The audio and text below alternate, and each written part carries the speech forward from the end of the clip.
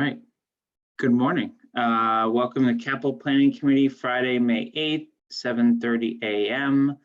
I am going to just read our short statement pursuant to Governor Baker's March 12th, 2020 order suspending certain provisions of the Open Meeting Law, General Law, Chapter 30A, Section 18 of the Governor's March 15th, 2020 order imposing strict limitation on the number of people that may gather in one place. This meeting, the Southborough Capital Planning Committee, will be conducted via remote participation to the greatest extent possible. Specific information and the general guidance for remote participation by members of the general public and or parties with a right and or requirement to attend this meeting can be found on the Town of Southborough's website at https://www.southboroughtown.com. For this meeting, members of the public who wish to watch or participate in the meeting may do so in the following manner by finding the meeting at https://www.southboroughtown.com/remote meetings. No in-person attendance of the meetings of the public will be permitted, but every effort will be made to ensure that the public can adequately access proceedings in real time via technological means. In the event that we are unable to do so, despite our best efforts, we will post on Southborough's website an audio or video recording, transcript, or other comprehensive recording of proceedings as soon as possible after the meeting. All right. Officially call us to order. First action item is approval of meeting minutes from May 4th, 2020. I guess I had two things, one directly related to minutes and one just, obviously Jeff is putting a ton of work into these. So given that we've had a bunch of meetings in a row, if there is anyone that wants to volunteer, at one, not necessarily today, but just, coordinate with Jeff to share the burden of the minutes, just given how much we're going through in any given meeting. I think that would be good. And then number two is, it's not necessarily change the minutes, but Andrew, when we were talking about the fire chief's vehicle, Jeff has a statement in here that you made a motion, but no vote was taken. If you made a motion, I completely missed it.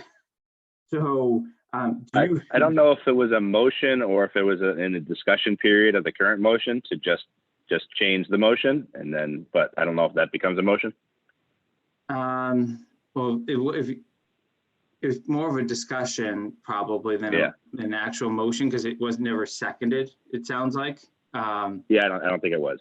Okay, so I think my personal view is keep the minutes as is, but if you want to make that motion or discuss it, especially given the topic today, I'm willing to entertain it. I just kind of thought I candidly missed something as we were going through the meeting, so I just wanted to make sure that that was the case. Yeah, no, I think it's just, we can kind of discuss it as we get closer to fall town meeting if we want to push it off again, but buys us a little bit of time. Okay. Yeah, that's how I remembered it as well. Okay. All right. So those are my only two comments on the meeting minutes. Did anyone else have any?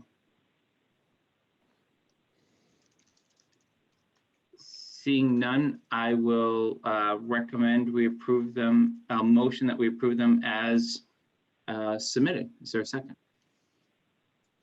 I'll second that. All right, been seconded. Any further discussion?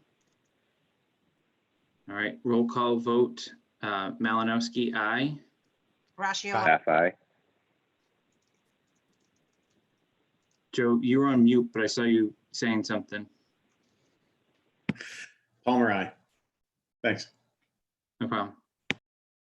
Kathy? Aye. And Jeff, I didn't hear you. Yeah, I said aye. Okay. All right, so those are going to pass unanimously. I do not see Chief Achilles in holding pattern. I just texted him. He's going to need 10 minutes.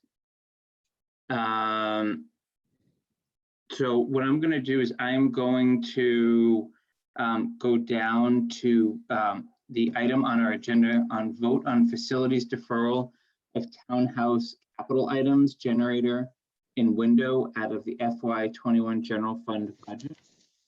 So last week when we were, or last week, it really was this week, on Monday when we were going through the items that we had department heads in, I kind of focused on the spring items, but I thought it was important for this committee to discuss and vote on the townhouse items that were just basically moved off to a future year. Given that John Perrin has been in, he has given us his opinion on the future of the townhouse, what work is going to be needed there.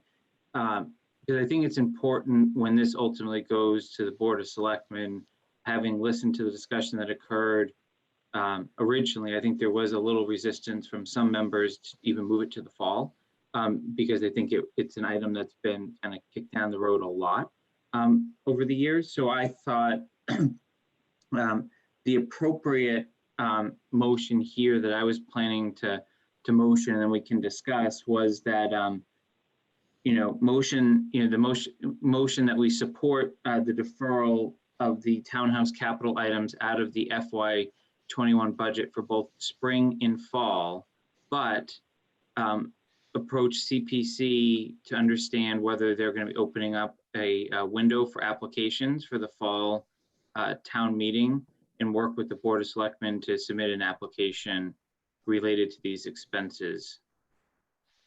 So I'll pause there. That's the motion. Need a second, and then we can discuss. Second. I'll second it. So I think to expand upon that, right, I think that the goal, given the financial times that the town is in,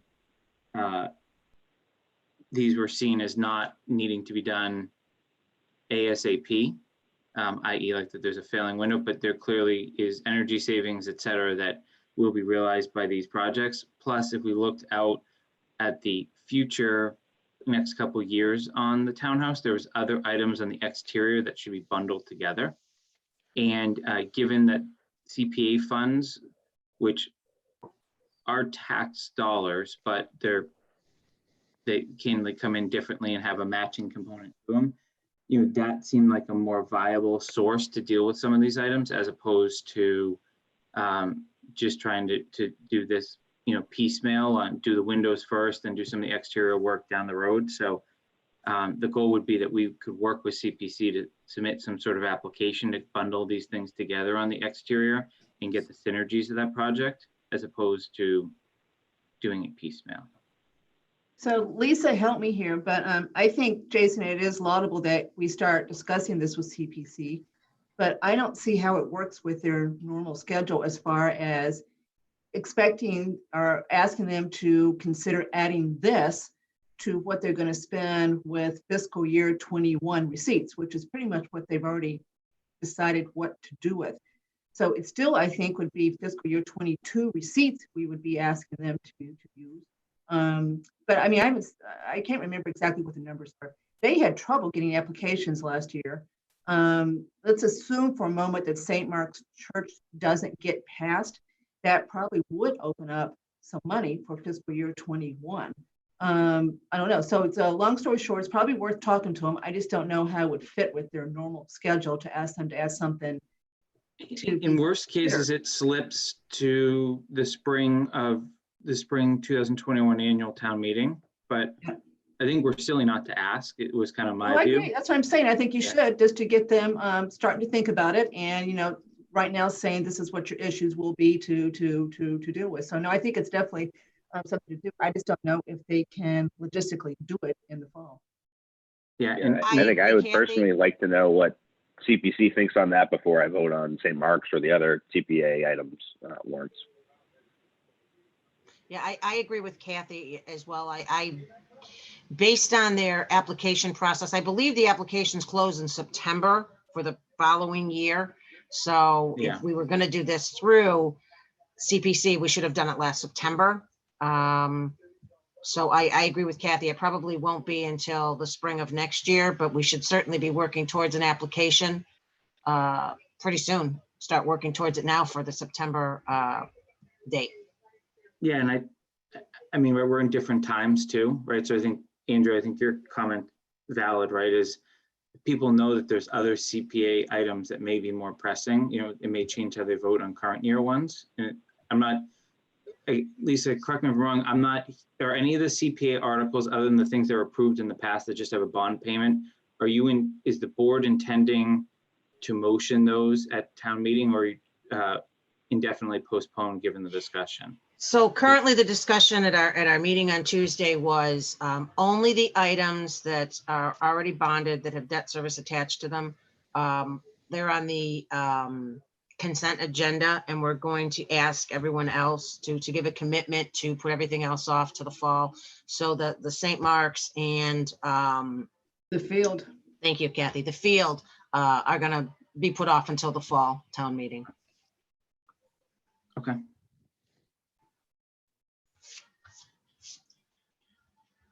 All right. Any further conversation on that? Mark, Brian, anything on that in terms of how it fits into kind of some of the planning you're doing and numbers you're seeing, more broadly outside of capital? No, I think that makes sense, Jason. And I think that dovetails into the rest of the numbers that we're looking at for the 21 budget. Okay. All right, so there's a motion, there's a second. If there's no further discussion, then I'll do a roll call vote. Malinowski, aye. Cook eye. Ratio I. Arc, aye. Math, aye. Joe, you're on Joe. mute, but I think I can read your lips. Aye. But for the record. All right. So that Can I passes. ask if everybody sees everybody in the same order? So does everybody see Jason at the top left, me, middle top? No. No, Okay. and it moves. Okay. Yeah. I thought that might be one way to do the roll call if we all You had want to it. do it in alphabetical order? That requires us to think at 7:30 in the morning. Sure. Good point, Jeff. So I tried, as an aside, I tried in a public safety building committee meeting to I would call people's names, but the names were moving on me every time. So I was going in different order. And on that one, we have 3 Johns out of our 9 members in it. So it got very confusing very quickly. So if anyone comes up with a perfect science, certainly let me know, especially those that are on other boards and committees. On a video call, could you do it with a sign? Like everybody holds up an I sign? I think they're looking for the verbal. I think they're looking for the Is it the verbal. verbal that they need? Yeah. Okay. Great idea, though, Andrew. Yeah. If I'm on mute all the time, it'd be perfect. Yeah. Yeah. So what I think we should do, I don't see Chief Achilles in the window yet, is I'm going to go back to number 4 on the agenda, which was the ambulance fund discussion, and maybe fill you in and make sure everyone's on the same page of how the ambulance fund works. And because I think it's really important to how we position some of these capital items moving forward. So most of you probably know the ambulance fund, if you get an ambulance transport, there's a billing attached to that. And, whether it come from insurance proceeds, motor vehicle insurance, et cetera, or just Medicare, Medicaid, Mass Health, or just private pay, there's a bill attached to those services. The bill ranges depending upon the services that are provided, much like any of us that go to the doctor, depending on what procedures they undertake, there's a certain billing associated with that. Each year that the receipts come in on a monthly basis, and then the town can use those funds really in any capital items that come out of it have to be authorized at town meeting. Right, so there is a formal approval, like Mark, Brian, the chief, can't just go and spend the funds just because they're there. Like there is a formal approval process. That's why when we were talking about the fire truck last week coming out of it, that still has to go to town meeting. Doesn't matter, what we think is great, but what advisory thinks is great, what BOS thinks is great, but ultimately town meeting decides how to expend that money. And as you probably have seen on the spreadsheet that was circulated from Mark and Brian, there's a significant chunk of the ambulance fund proceeds that goes back to the town general fund to offset other expenses in the town each year. It had been about 275,000. Now it's up to about 290,000. The main difference, and you'll see that receipts have jumped almost 100,000 year over year.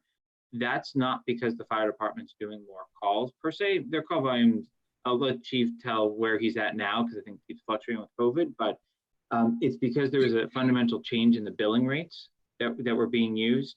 They were 6 or 7 years old when Chief Achilles started, and that was definitely one of the things that was discussed even during the interview process of how you approach that. But really, the fees are way up. You can just see it this year, which is going to be very helpful to us given the amount of capital that this department may need in the next couple of years. So the key with this fund, as I understand it, and Mark and Brian, you are more than welcome to interrupt me if anything I've said is inaccurate or etc. But you cannot expend in the next fiscal year an amount greater than what was in the balance as of 6/30. So for example, if we end a year at $500,000, we cannot spend more than 500,000 or commit the town to spend more than 500,000 the next year, regardless of whether we're going to collect $1 million, 750,000, etc.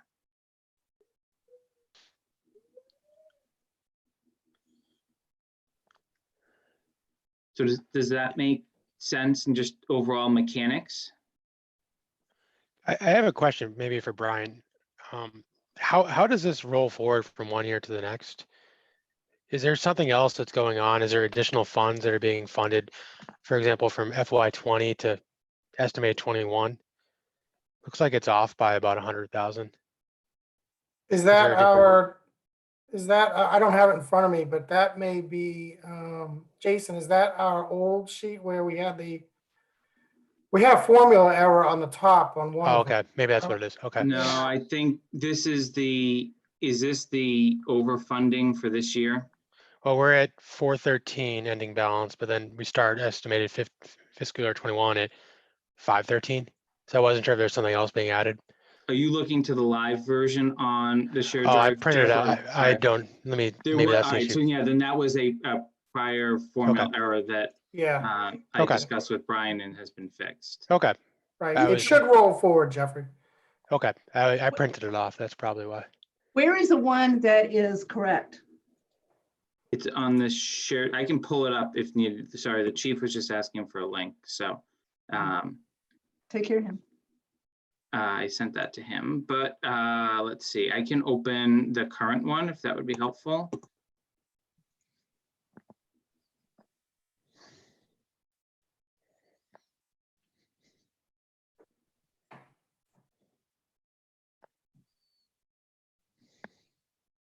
Where are you opening it, Jason? I'm open on your screen.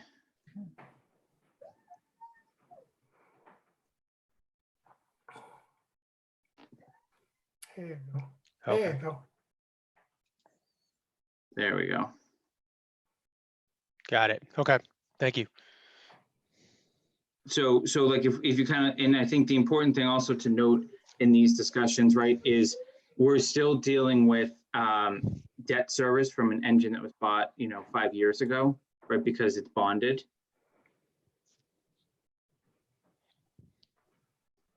So you deal with some of these expenses, for the long term. Sorry, the chief continues to. So I can't see the captions. Is M the end of fiscal year 19, 438? That's what's going into fiscal year 20.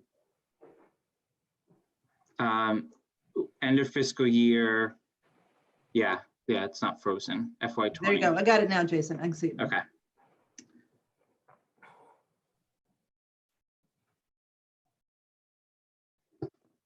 So I think this is just important to note, and obviously you can see that based on the rule that I articulated, we go very negative in some of the upcoming years. So I think it's really important that we start to think through how we fund some of these items that clearly have need.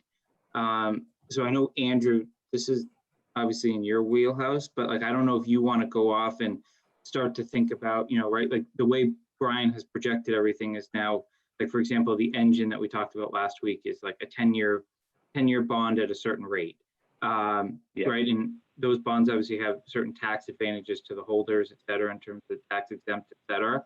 But I don't know if you want to go off and see if there's something else we should be considering. I know the topic of leasing came up in the last meeting. Obviously, I'm talking about fire vehicles now, but I think we have other vehicles in the fleet, especially when Karen comes to talk with us on Monday night. I think that will be important. Yeah, I can try to get at least, I know what some of the current rates are, and it seems like they're significantly less than what we're paying on a bonded rate. So I can get some information in terms of what that might look like, and then I can work with Brian if we want to start to kick the tires on talking to some different leasing companies. Okay. I'm going to stop sharing for a second. I now see Chief Achilles, so I'm going to pull him in. But what I want to do in the ambulance fund before we move off of it is one of the fundamental things that, as we were setting up some of these meetings and getting everyone kind of together here, is as the chief is going to articulate today, there's a lot of other items that used to flow through the ambulance fund. And I think given where, such as firefighting gear, radio maintenance, pretty much anything that touched public safety, there were police cruisers that came out of it in the past.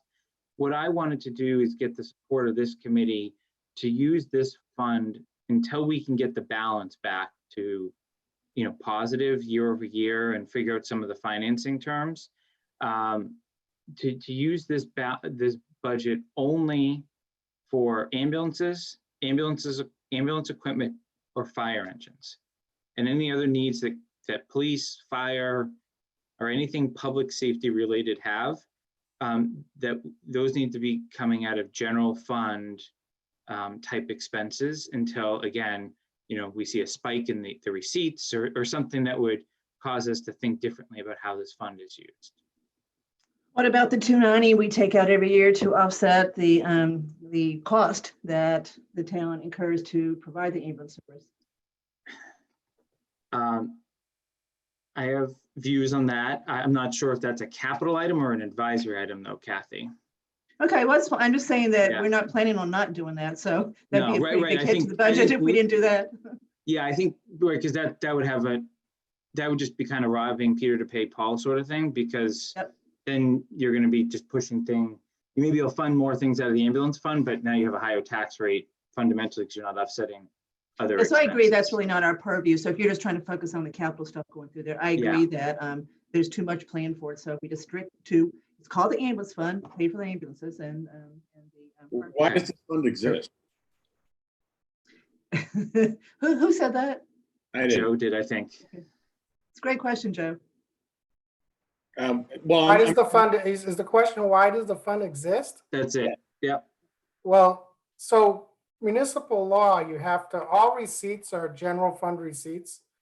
So any money that comes into the town is basically, goes back to the general fund, unless there's a specific law or legislation that guides certain other receipts. So there are a lot of exceptions to that. But one of them is specifically ambulance fund. There's a section of law that actually addresses it, and there's a, that actually sets up this fund. So it's really law driven. But you don't have to do it, but we've All right. chosen to do it. And so therefore, it's just a little savings account we've got set aside because ambulances are expensive. And so therefore you can, basically, as the ambulance depreciate, you're putting a little money aside to replenish it when it happens. So it's just, it's just set aside. So you've got some money there so it doesn't hit you all at once when it's time to. Are we required to pay for the ambulances each time we buy one? Are we supposed to pay for it in full, or is there an ability to, from a cash management perspective, to pay for it over a period of time? Because You can do what you want to do. it Yeah, looks you like can in the budget we're just going to take big hits in certain years. Yeah, that's probably the easiest solution if we don't come up with something more creative, is spreading those payments out. Okay. I think historically we have paid for them in cash, but they last 6-7-ish years. So But you could bond them, Jeff, if you wanted to. yeah. Okay.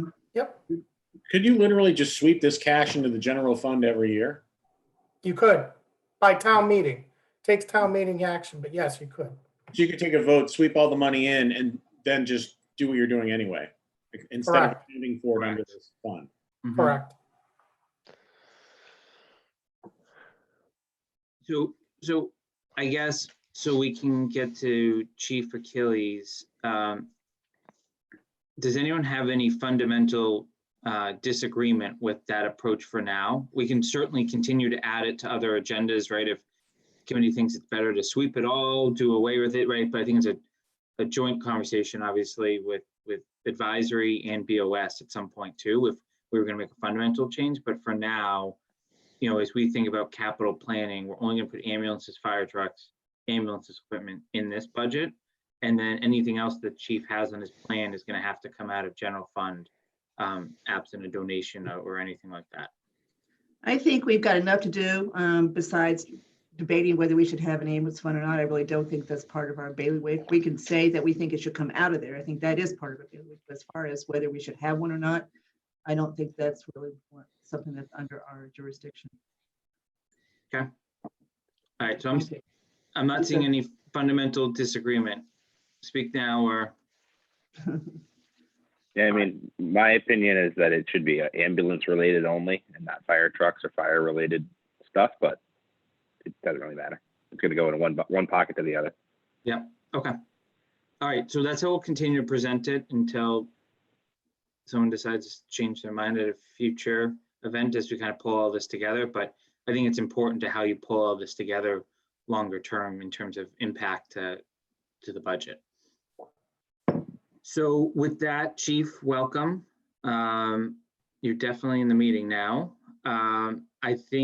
Thank you for coming back. I didn't want to let this lag too long, so I thank the committee for reorganizing here quickly this week so that you don't lose your pitch, speech, whatever you had prepared. Where we had left off, I think, is we had gone through in great detail your FY20 items. And I think there are some people that have firm commitments at 8:30. So we're about half an hour here to kind of talk through your other items. I think, you know, maybe start with your other vehicles, what the long range looks like there, what your priorities are outside of kind of the chief's vehicle, outside of the truck that we supported last week. Yep. And then maybe go into some of the larger expenditures like PPE, hose, and SCBA. All right, well, good morning, everybody. So we went over the 2021 numbers and the projects basically with as you know, the chief vehicle, the replacement engine and the Lucas device. As we look in the out years, I had provided that replacement benchmark guidance that we use for some of the larger items.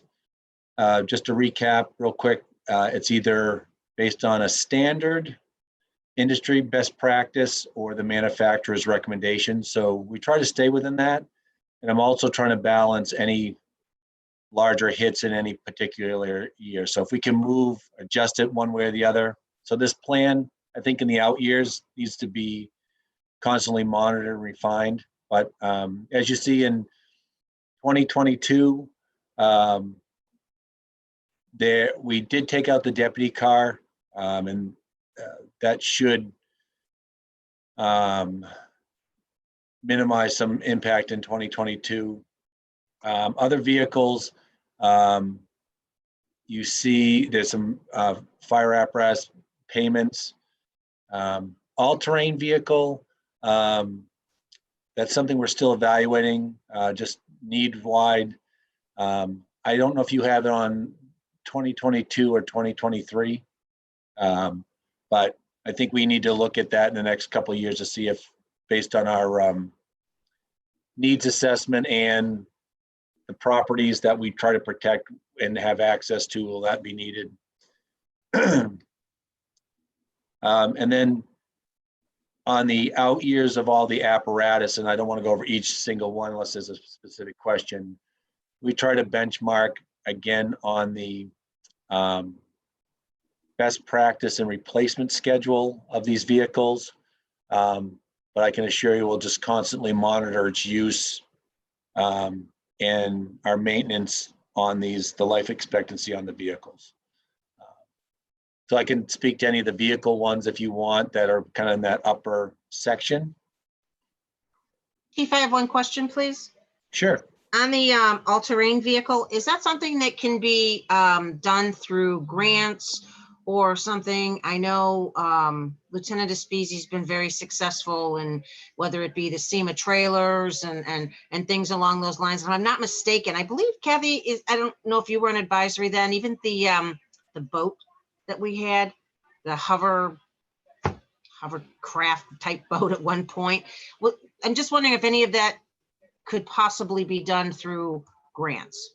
Grants are available and depends. I know a number of years ago, and probably with Southborough, that the utility vehicles were high on the grants and they were easily to obtain. That's not the case now, and especially as a new landscape with grants, and I think they're staying away from vehicles. But it's something to explore.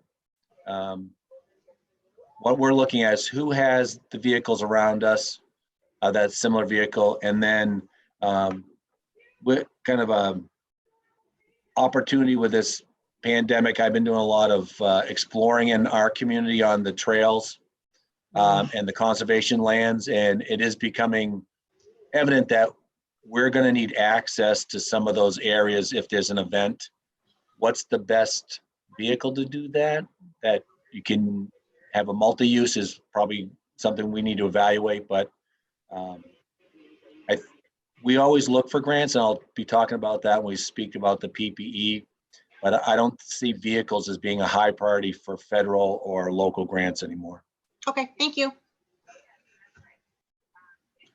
Chief, maybe something that's missing is, what's your view when we get about 10 years out, presuming town meeting approves your new engine this year?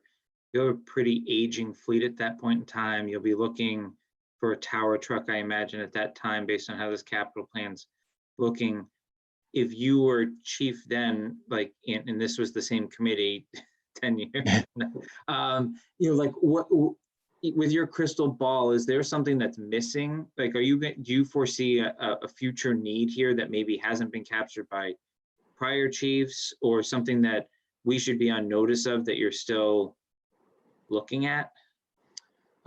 What's not in, I don't know if you have it in, I identified the tower replacement in 2023. I don't know if that's on your list, but that's something that I know looks like there was a payment for it in 2031. Oh, sorry, yeah, on the list I have, but the tower is going to have to be replaced sometime between 2029 and 2031. And I can update this list later if you don't have that. Yeah, we have it as a town meeting 2030 expense. Yeah, so, and that's going to be, with vehicles probably go up 3 to 7% a year. So you're going to have to forecast that out. So that will be a need. And again, I think that's going to be predicated on what does Southborough look like in 10 years. But that's a pretty important asset that we have that we're going to need to continue, and we're going to have to replace. So plans are going to have to be made, and that's a pretty significant expense. The other item that I think we're going to have to evaluate is, as we start looking at the areas of town that do not have a municipal water supply, some areas that they try to put in local resources like cisterns, but they're aging and we're not sure of the maintenance. So depending on what the town looks like, we're going to have to start considering, a vehicle that which typically is known as a tanker. So having a water supply, because the closest water supply that's portable for fire trucks comes from a couple towns away. So that's something that I think over the next year we're going to have to start evaluating. Does this town need a tanker for those areas of the community? Also along 495 and 90, those places we don't have a robust or appropriate water supply. But after that, I think we're going to continue to need a brush in a squad vehicle. We're going to need 2 engines. We're going to need 2 ambulances, and we're going to need the support vehicles. A lot of people know that we have a number of trailers and resources that we need to mobilize. We save money in having them in trailers, but that's why the pickup truck is in 2023. We moved it out because we thought we were going to get a readjust some of the other staff vehicles. So that's something we're going to have to make sure that we maintain. And I think sometimes it's easy to push those out, but those are also pretty critical resources for us. Well, that's So- interesting that you're bringing up the part of town that has no water, which is my part of the town. I don't know if there's another part that's as big as ours, but this is the first time I've heard anyone talk about trying to do something about it other than every time I mean, my neighborhood is very concerned about this to the point we meet and make sure everybody knows where we have pools and ponds and stuff. So I want to make sure everybody does know there's a big part of Southborough that has no water. Because we're cut off from Southborough because of the reservoir. So it's a part that, you go into Framingham, they come back into Southborough on Pine Hill Road. And there's a lot of houses over there. And we've had 3 fires the last few years that were problems because of the lack of water. Well, it's been over the last 6 months, again, part of my responsibility and my task was to become more and more familiar with the community. And we're starting to plan things out, and we were looking, I think you're right that what the solution is if there's no long-term or short-term plan for a municipal water supply. That's something we're going to have to consider, because trying to play out how we could get water in that area and sustain it. We're about to embark on that before the COVID pandemic, so we're kind of minimizing our trainings, but I think it's important for this group and the public to know that, in the future, and maybe near future, we're going to have to identify if that's something we need to do. And then how do we do it so that it maximizes opportunities? It's not just a single use, because I don't want to pigeonhole us or have an expense that only can be used for one type of emergency. So I know there was discussion on replacement programs of fire apparatus last week, but that's something we're going to have to continue to investigate and probably come up in the next year or so. So, Chief, you think by the fall you may have a view on that, more, I mean, given the size of that expense? And I think because we dealt with this a lot of public safety building in terms of where we put it, I think there was a lot of discussion from your neighborhood, Kathy, in terms of water supply, et cetera. I actually work in a municipality that has 0 hydrants. 100% of the town doesn't have hydrants. There are ways to build these type of trucks that Chief Achilles is talking about, that they could actually they could also run as a pumper, right? So I can actually see Kathy's neighborhood being very in favor of this sort of approach, but all of the rest of us that have a hydrant out front of our house may say, that's nice, but I don't really want to foot the bill, right? Like we know those arguments exist. I think other than the highways, right, which no one really gets excited about covering, but you have to cover it, right? And you get no funding to do that, Chief, is I think there are advantages too of, even it's like usually a 2-person truck, but you're showing up with 3,000 gallons of water, right? And given the staffing that you do have, right, it helps with some of those staffing discussions. If you show up in front of my house with 3,000 gallons of water versus 1,000 gallons of water, your outcome's gonna be very different in terms of the time it takes to tap into a hydrant, et cetera. So I think, this committee will take it under notice for now, but I see some merit to that discussion moving forward, just from a personal perspective. Any other questions Jason, one thing on is- vehicles? I'm Go ahead, sorry. Andrew. My only question on the pumper truck is whether or not we can do kind of a cost benefit analysis of what it would cost for DPW to actually put hydrants there. Like once and for all, solve that problem kind of a thing. I mean, it's going to be more, but it might be in the long run, it might be worth it to kind of look at that. Well, you got to get the water there. The problem's not the hydrant, it's getting water over there. So I don't know that the pumper truck is, I don't want to spend a lot of time on this. It may not be a truck. It may be making sure Framingham is going to get there or hooking up to Framingham. So there's a lot of different choices here. It's not just a truck. Yeah. Yeah. But I think that's also something we should talk with Karen about too, right? Is Karen kind of controls the water piece of this as well, right? So Correct. Yeah. that's one of our jobs, right, is to connect the dots on some of these needs in town, right, and figure out the best way forward. So I think it's a good question. All right, Chief, want to roll into PPE and other non-vehicle type items you have on here? Yep, so you'll see that we, the first thing that starts coming out in 2022 is the replacement of the protective equipment. This is the structural firefighting protective equipment. The standard, which really we can't deviate from, is that it useful life and you have to retire it at 10 years. There's no exceptions. That's a NFPA standard. Also, in preventing or reducing the exposure to chemicals and other carcinogens, we now have, in the industry practices, to have 2 sets of gear. That way, if you have a fire, you can wash and dry, which usually takes up to a half a day, and people have a spare set.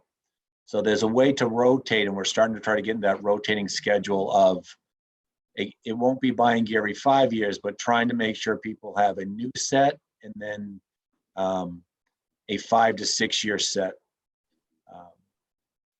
This is something you'll see starting to come out in 2022. That will make sure that the current inventory we have can go on reserve, and everybody will get a new set. And then we project it out either 2025, and it may not be the whole 135. Is again, trying to get in that cycle of every 5 to 6 years purchasing. This does not take into account, but we want to have a little bit, make sure we have some identification as any that gets damaged or has to taken out of service. So that's in there. You can see that we have some money in for self-contained breathing apparatus. It's a very small amount. This was a carryover. Within the last couple of years, the department has sought grant funding for the whole self-contained breathing apparatus program. It was denied last year. We were not awarded. I've resubmitted a new application for the next round of grants. So hopefully in 2023, that $275,000 number will go away, but I'm cautiously optimistic, but it depends. Grants are not guaranteed, so we have to hold it there. Chief, I assume we have to match, don't we have to do 10% match though? Yeah, so there will be some amount that we have to match that. So we'll if we get the grant, if it comes in earlier than we expected, then I think I'll have to work with Brian and Mark on, was that $10,000 we had identified in 22 appropriate? Or do we need to readjust and take it out of an operating or, another fund?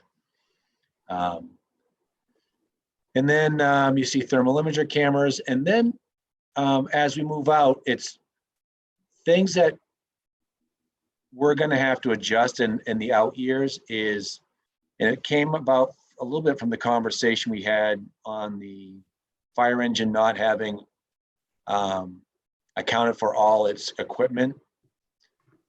Some of the equipment that we need to continue to do our operations are hose, firefighting equipment and tools. You hear of jaws of life. Those things are not identified, nor are our medical supplies. So splints, backboards, biomedical equipment, except for, we have identified defibrillators. So I'm going to start working this year to start coming up with a replacement plan of identifying every couple of years a program to make sure we have the most up-to-date and in-service equipment. So it's challenging to always take it out of operating expense, your operating budget, because some of these things can be large amounts. a hydraulic rescue tool, or what we think of Jaws of Life, can be anywhere between $10,000 and $20,000. So this list of fire equipment and PPE is probably gonna get larger, but we'll try to develop in such a way that it's not all in one year, and that we kind of identify a proper replacement plan and life expectancy. That was part of our project this spring, of starting to get a whole new inventory, up-to-date inventory of every piece of equipment we own and every hose length that we own, so that we can start developing this plan. So I don't know if there's any other questions on firefighter equipment and PPE. I have one quick question on what you just said in terms of Jaws of Life and other equipment. Will your schedule include the failure rate of these things? Because I know a lot of these things might have to be replaced out of sequence. So, Right, and that's one of the challenges, is Joe is trying to make sure that we replace it in such a way that we minimize the failure. Unfortunately, there's some equipment, if you lose one length of hose, it's probably not critical. You lose, especially at an emergency incident, you lose the ability to use the hydraulic rescue tool. At an incident, that's a bad thing. So that's why I sent you that list, and we're gonna probably expand it on, what's the life expectancy and what's the recommendations on replacement. So yeah, I think what I'm just looking for is that when you submit that information, that there's a contingency for potential capital need apart from what you scheduled. That's all I'm saying. Okay, thank you. Yes.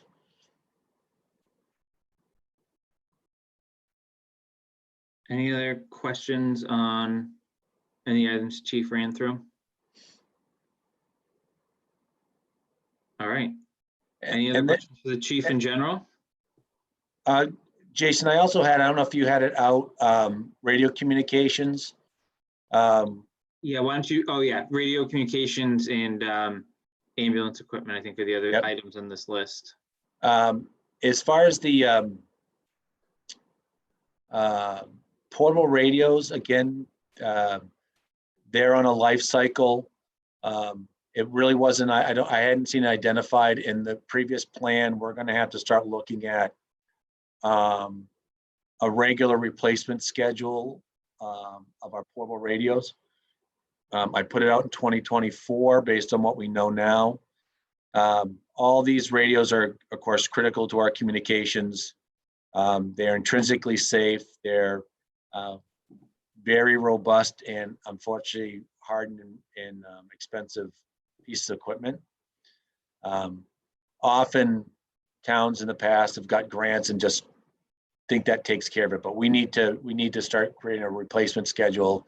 And I think, to Joe's point, is also, how do we build the operating budget or make sure we have capital that if we have failure of any equipment, how do we replace that? So that's why you see radio communications. If it's not on your schedule, I'll make sure you get it for 2024. We need to start looking at that. And then the ambulance equipment, defibrillators are pretty self-explanatory what they are and why we need them. There's a little bit difference, just so you know. The ones in the ambulances are very robust, and you'd see those in an ICU or the emergency department, where we have other defibrillators that are what you would see in buildings or offices or workplaces, where they're deemed semi-automatic, so they're kind of sealed. Their single purpose is to rapidly provide defibrillation. So those are typically on the fire apparatus and reserve pieces, where, again, the more robust cardiac monitor defibrillators are on the ambulance. So we have a replacement for those in 2024. I'll look to see if we can move the regular defibrillators up a year or out a year to minimize that as we go forward. And then the stretchers, they seem expensive. I will tell you that the models we have are ruggedized, but they also minimize the lifting that any of the members do. So we're saving a lot of exposure and liability and back injuries and knee injuries. There may be some consideration in the future is every time we replace an ambulance just to replace one. But as you can see, the cost, they're probably between $30,000 and $40,000. So we're gonna have to figure out, do we include it as an ambulance or keep them out separate? In our operating budget for all of this, especially the equipment, we try to build in maintenance and preventive maintenance programs and service contracts to extend the lives of all of these. So these replacement schedules are based on a good, solid maintenance and preventive maintenance and repair program. I say that because as we get more pressure on our operating budget, if we have to change or eliminate service contracts, preventive maintenance programs, that will have a negative effect on our capital replacement program. And that's all I have. I think the one thing on the stretchers, Chief, also significantly reduces the chance of dropping a patient. Doesn't eliminate it, but obviously you think about from a liability perspective too, right? Just correct. How those things operate. So that's our capital. Was I correct in hearing that a lot of the expenses, like the stretchers and things, aren't necessarily coming out of the ambulance fund? Again, I know I heard the conversation earlier. The funding source by itself is, I think that's a debate of where those come from. You know, is it general fund or ambulance fund? I do support the idea of, you know, trying to focus on at least fire department equipment in the coming out of the ambulance fund. I like the fact that there is the ambulance fund provides some opportunity that this equipment, which is pretty expensive and may have a failure rate or potential failure rate, it does facilitate the replacement of that if it's out of the ambulance fund. But I think that's for people beyond me to decide where that money, how do you fund those? So Joe, we have, at least if we follow the chief's plan to a T, that's shown as a potential ambulance fund expense down the road. We've got $92,000 in fiscal year 2024, right, Jason? Yeah. Mm-hmm.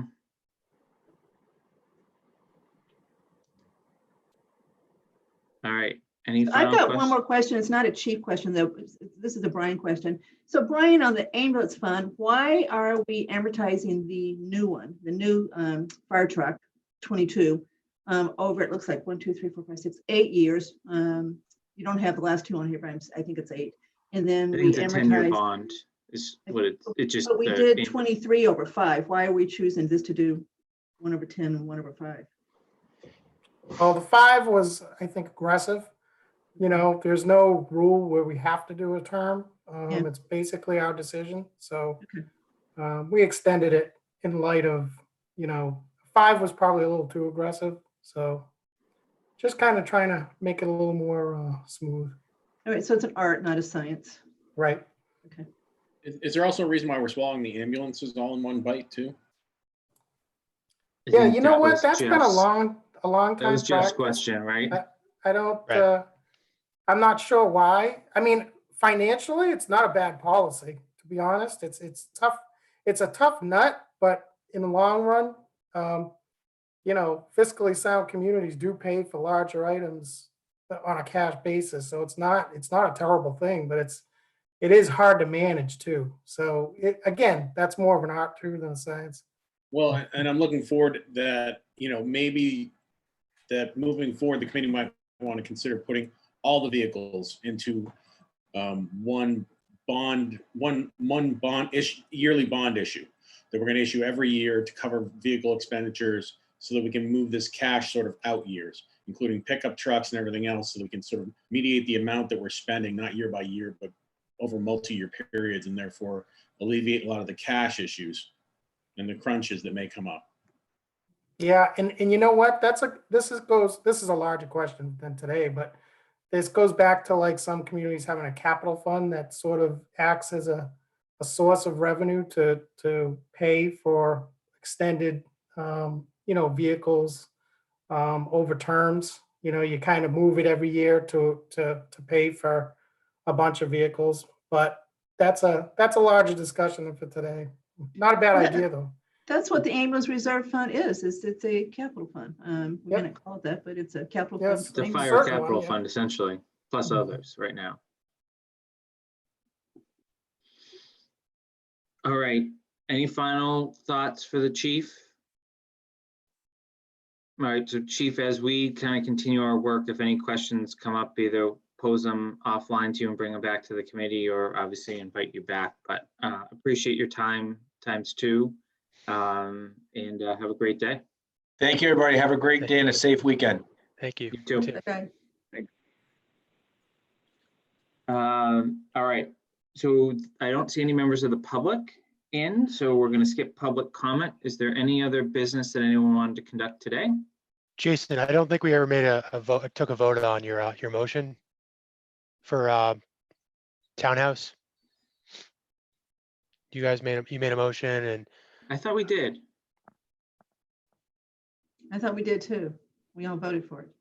Oh, You're we talking did about, too. do you have the motion to ask oh, Jason to go sorry, sit down? never with mind, CPC? sorry, man. I had something else highlighted. Never mind. I apologize. I appreciate the checks given. Given I'm not Andy's trying to audit comments you, from last Jason. week. I had something highlighted here. All right, No, thanks for that's keeping me fine. honest, though. Yep. Sorry. All right, so Monday night is Karen Galligan, DPW, 7:30 p.m. We're gonna focus twofold transfer station and then kind of everything else she has under her gamut. She uploaded a ton of information on the historic stuff. I don't think we're gonna go into any of that, right? So if you don't have time or the ability to work through that, I think just looking at her capital plan is the best place to start. And then just kind of understanding where she's at, moving forward and what her priorities are going to be, we'll hear on Monday night. With that, I will make a motion to adjourn. Is there a second? Second, All right, roll call vote. Malinowski, aye. Brascio, aye. Aye. Park eye. Okay. Joe? All right, thanks everyone. Have a great day Thank and you. weekend. You too, Too. thank you. Bye. Bye-bye. Bye.